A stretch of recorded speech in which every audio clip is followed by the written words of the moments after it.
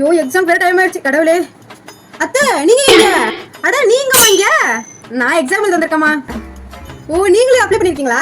சரி சரி. First time அது? நான் அதான் ஃபர்ஸ்ட் டைம். சரி சரி. இந்த டைம் ஆயிட்டு நான் போறேன். நீ வந்துரு. அங்க போங்க. சித்தப்பா நீங்களுமா? ஆமாமா. சரி பரவாயில்லையே இந்த வயசுல எழுதுறீங்களே. வயசான என்ன எக்ஸாம் எழுதி உங்க அத்தை பேரை காப்பாற்ற வந்திருக்கேன். சரி சரி சரி. நீ போய் எழுது. டைம் ஆகுது பாரு. அண்ணா அண்ணா நீ எக்ஸாம் எழுத வந்திருக்கியா?